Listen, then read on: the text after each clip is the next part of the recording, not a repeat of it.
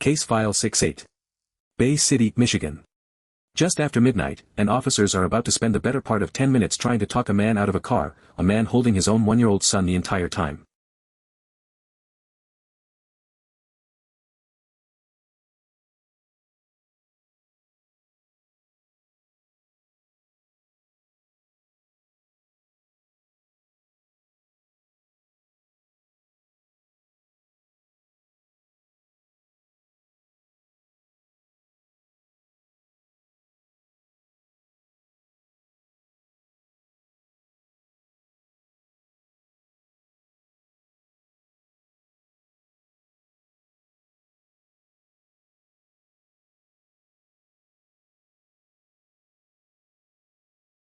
Officers know him as Sean Langston. He's out on bond, and by their account, he's just violated the conditions of it. He's not supposed to be anywhere near a certain address. Langston insists he hasn't been. Both sides are about to spend nearly 10 minutes going in circles over exactly that question, while he stays in the driver's seat with his son on his lap.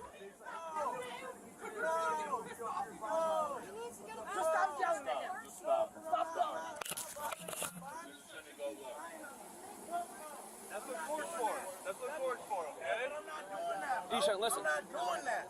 Right. I'm not doing that. You know about the bond conditions, right? Yes, I do know about it. So I didn't violate my bond. You did, though. No, I didn't. Okay, so listen, it was... I've been at my end. Listen. I didn't violate my bond. You were here earlier today. No, I wasn't. It was updated and lean. Okay, I've been at my end. Listen. Even if I was here, I've been at my end. On the 5th of this which is 2 month. doors down from her. The 5th of this month. They said I can't be at her listen, I know my bond conditions. Right. They say I can't be at her address. Yep. Which is correct. Correct. My aunt stays 2 doors down. I had no contact with her. Okay, listen. They dropped my...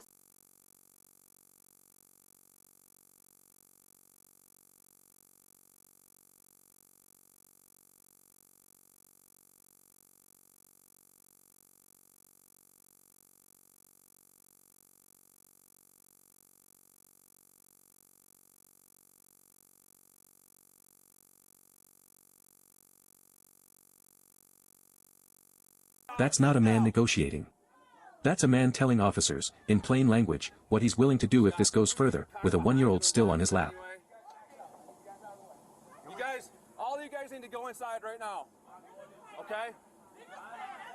Hey, guys, please, you're not, this isn't about anything for me to go inside, okay? Y'all gonna have to. And I promise you, bro. Y'all gonna have to, bro. Unlock the car. Oh, fuck you. All this for what? We told you you're under arrest, Sean. Because I have my child? No, because you violated your bond. How? How did I violate my bond, bro? We already told you. I haven't been nowhere but at my aunt. So how? We told you. No. Okay. So how? You're telling me a lie. Your aunt already told me she hasn't seen you all day. She already told me I've been at her that. house and I haven't. We already talked to everyone, Ishan. You're saying I've been at her house and I haven't. We already told you. You're saying I've been We at have her probable house and I cause to haven't. arrest you for a bond violation. Okay, you already talked to everybody, but I haven't been at her house though. You already talked that. Obviously, you couldn't find me earlier, so I haven't been at her house. What do you mean? You know that's not true. I do know that's true. Okay.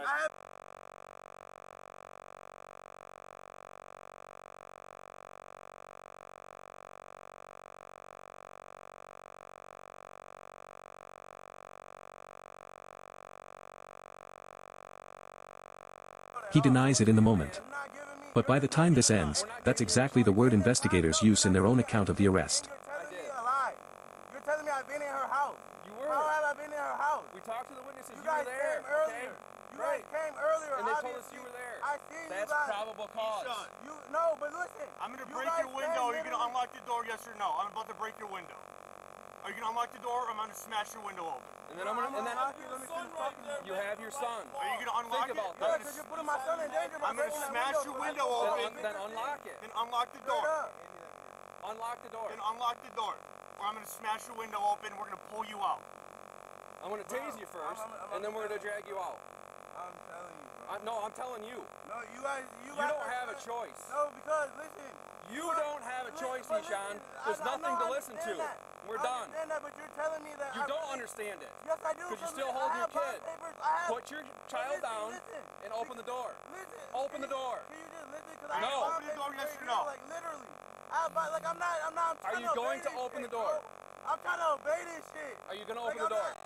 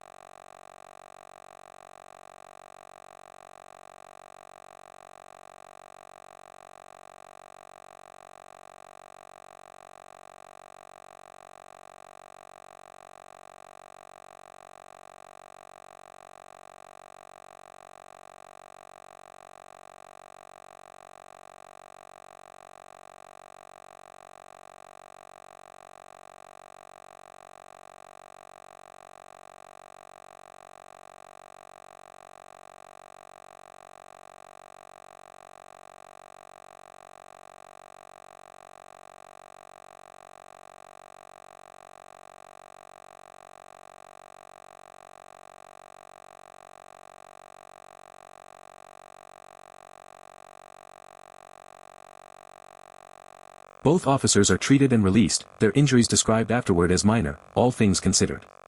The 1-year-old is checked over and handed to his mother, unhurt. Langston is taken to the hospital himself, then booked. Months later, he takes a no-contest plea on a felony assault charge. Nobody in this file dies, and that's worth noting on its own. A car window, 2 tasers, and a knife pulled in a scrum with an infant 3 feet away is a combination that doesn't always end with everyone still breathing. Case File 6-8 is closed. Case File 6-9. Modesto, California.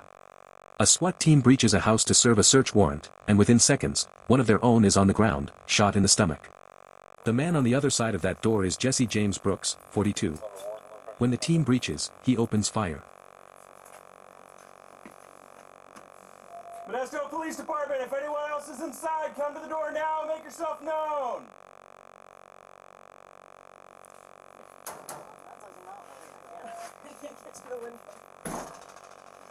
Alright, small little closet that can be bypassed. Someone just gonna need to back check it, and then it opens up left into a large room. Okay. We're gonna flood that large room. I will be the last man. I'll deal with that closet. You okay with that? Flooding in the large room, and then pick up your angles and go from there. Got it. On your feet.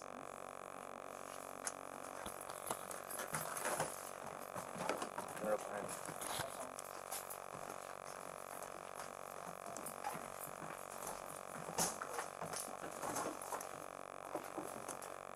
Davey, switching spots. The open to a bedroom further right. Yes. Left opens up to the backyard. Is there anybody left in here? There's an open door right. That door probably comes around to that, whatever Yeah, that room just is. hold on that for a second. You want me to breach it or hold leave it closed? No.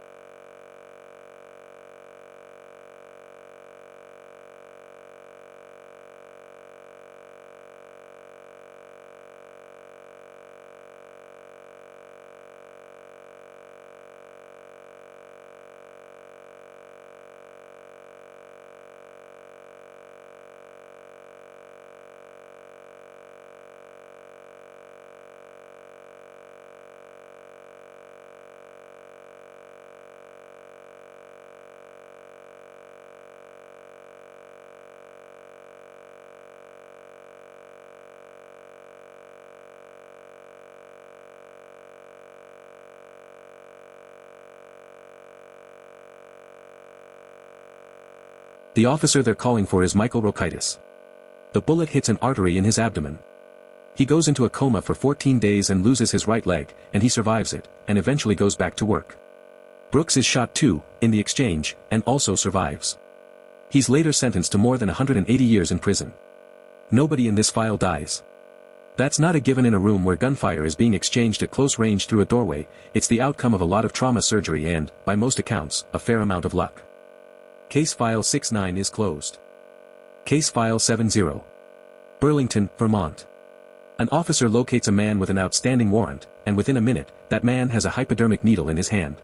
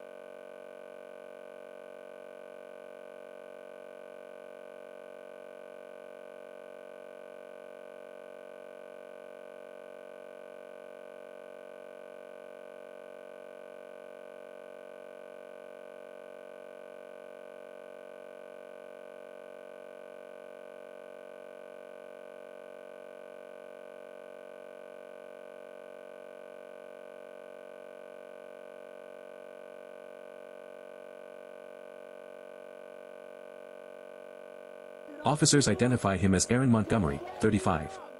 He doesn't just refuse to comply, he pulls a needle out of his pocket mid-struggle and goes for the officer with it, while also kicking, spitting, and trying to bite. None of it works.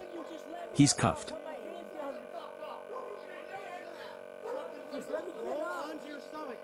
Just let me get the fuck up, dude. And I'll put my hands behind my back. Just let me get up. Dude.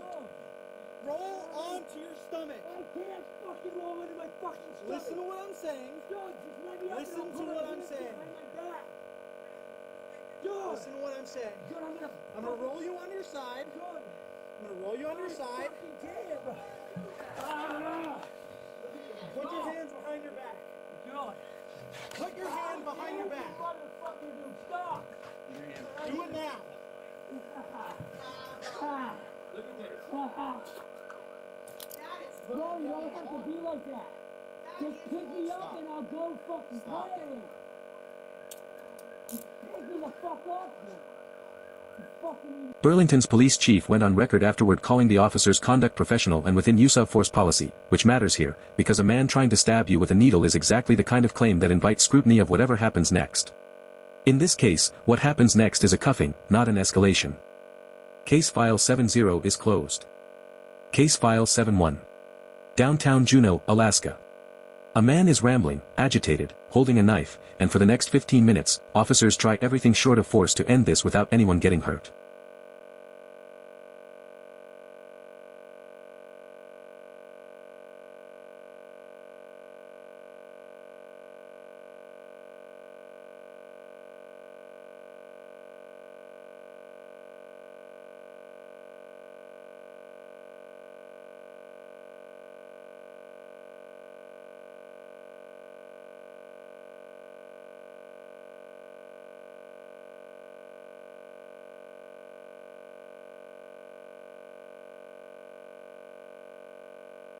Officers know him as Steve, later identified as 35-year-old Stephen Kissack, a homeless man well known in downtown Juneau.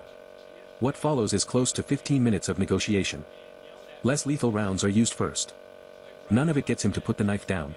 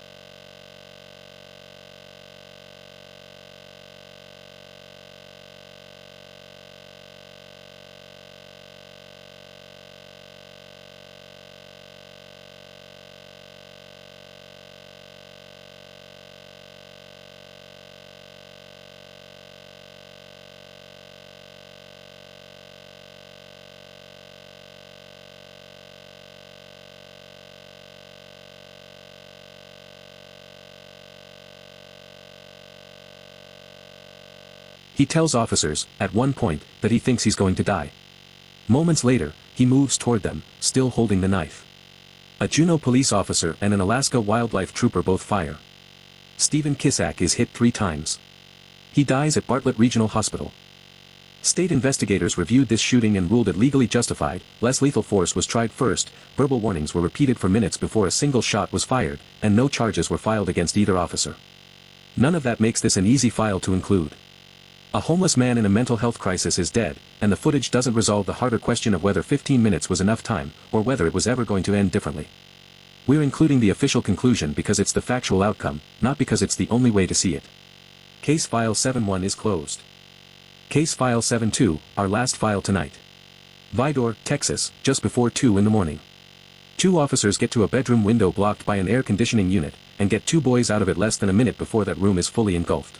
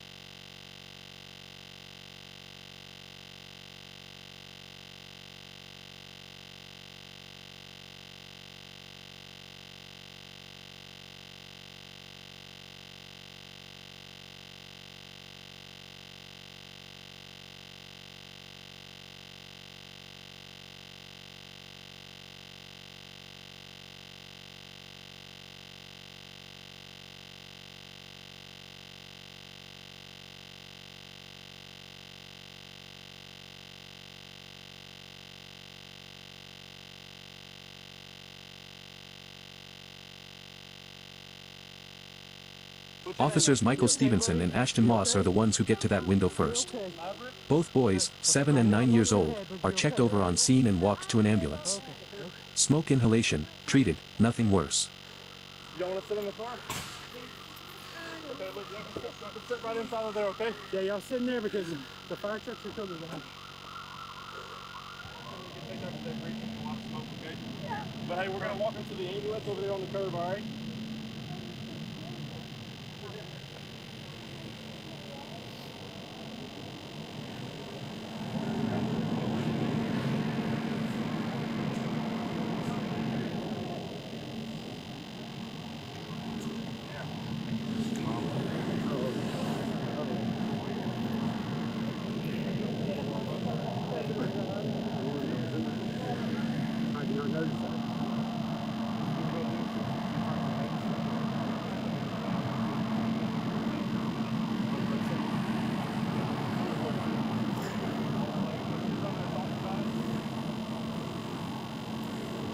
There's no investigation to summarize here, no charges, no legal outcome to weigh.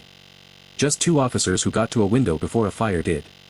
After 5 heavier files tonight, it felt right to close on the one where the only thing anyone had to outrun was a house fire, and they won. Case File 7-2 is closed. Tonight's file, a father who held his own son through a standoff that ended with 2 officers stabbed, and no one dead. A SWAT officer shot in the stomach who lost a leg and came back to work anyway. A man who tried to fight off arrest with a needle and got nothing but a pair of handcuffs for it. A homeless man in crisis who didn't survive his own encounter with police, and an investigation that called it justified. And 2 boys who woke up to a burning room and 2 officers who got there in time. Real footage, real consequences, every time.